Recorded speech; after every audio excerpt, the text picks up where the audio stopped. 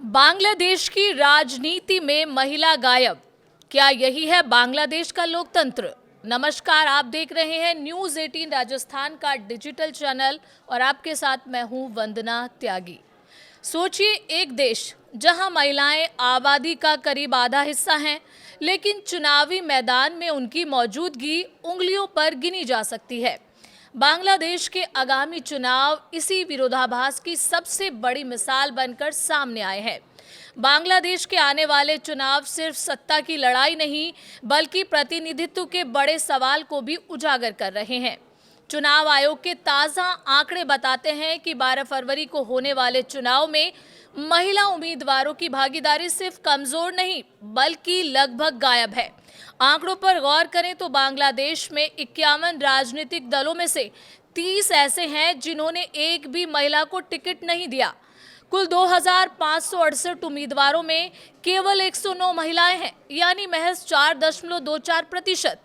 हैरानी की बात यह है कि जिन दलों का दावा समाज के हर वर्ग की आवाज बनने का है, वही महिलाओं को चुनावी राजनीति से लगभग बाहर रखे हुए हैं। जमात इस्लामी जैसे दलों ने सैकड़ों उम्मीदवार उतारे, लेकिन एक भी महिला को मौका नहीं दिया। सबसे चौंकाने वाली बात यह है कि ये तस्वीर सिर्फ छोटी या हाशिए की पार्टियों तक सीमित नहीं है। बीएनपी जैसी पार्टी, जिसकी पहचान लंबे समय तक महिला नेता से रही, उसने भी महिला को बेहद सीमित टिकट दिए हैं।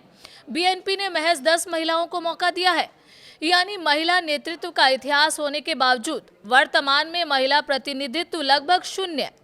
इस्लामी आंदोलन बांग्लादेश, खिलाफत मजलिस और बांग्लादेश इस्लामी मोर्चा, इन सभी ने महिलाओं को पूरी तरह नजरअंदाज किया।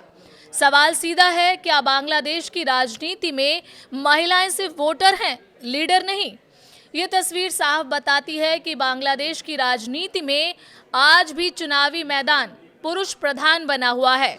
इस हालत की जड़ में सिर्फ राजनीति नहीं, बल्कि समाज भी है। चुनाव सुधार आयोग की सदस्य जैस्मीन तुली का कहना है कि चुनाव महिलाओं के अनुकूल नहीं है। आर्थिक तंगी, सामाजिक बंदिशें और राजनीतिक समर्थन की कमी महिलाओं को चुनाव लड़ने से रोकती हैं।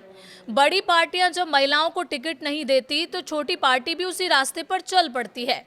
नतीजा ये होता है कि आबादी का आधा हिस्सा होने के बावजूद महिलाएं नीति निर्माण की प्रक्रिया में लगभग अदृश्य बनी रहती हैं। अब जरा नजर भारत की तरफ घुमाते हैं। यहाँ भी तस्वीर पूरी तरह गुलाबी नहीं है, लेकिन कहानी की दिशा जरूर अलग है। भारत में पंचायत से लेकर संसद तक महिलाओं की भागीदारी को बढ़ाने के लिए लंबे समय से प्रयास किए जा रहे हैं। भारत में महिला प्रतिनिधित्व को लेकर बहस सिर्फ मंचों तक सीमित नहीं, बल्कि संसद तक पहुंची। हाल ही में संसद में नारी वंदन अधिनियम यानी महिला आरक्षण बिल पास होना इस दिशा में एक ऐतिहासिक कदम माना गया। इस कानून के तहत लोकसभा और राज्यसभा विधानसभाओं में महिलाओं को 33% आरक्षण देने का प्रावधान किया गया। ये संदेश साफ है कि लोकतंत्र को मजबूत करने के लिए महिलाओं की भागीदारी सिर्फ प्रतीकात्मक नहीं, बल्कि संरचनात्मक स्तर पर जरूरी है। यही बुनियादी फर्क है भारत और बांग्लादेश के बीच। बांग्लादेश में सवाल अब भी यही है कि महिलाओं को चुनाव लड़ने दिया जाए या नहीं, जबकि भारत में बहस इस बात पर है कि महिलाओं को कितनी मजबूत हिस्सेदारी दी जाए। बांग्लादेश और भारत की तुलना यही सवाल खड़ा करती है कि क्या राजनीतिक इच्छा शक्ति ही सबसे बड़ा फर्क है? जहां बांग्लादेश में महिलाएं आज भी चुनावी राजनीति के हाशिए पर है, वहीं भारत में कमियों के बावजूद महिलाओं को आगे लाने के लिए कानूनी और संस्थागत पहल की जा रही है।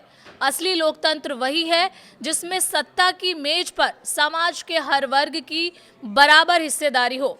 बांग्लादेश के चुनावी आंकड़े फिलहाल यही बताते हैं कि इस बराबरी की राह अभी लंबी और कठिन है।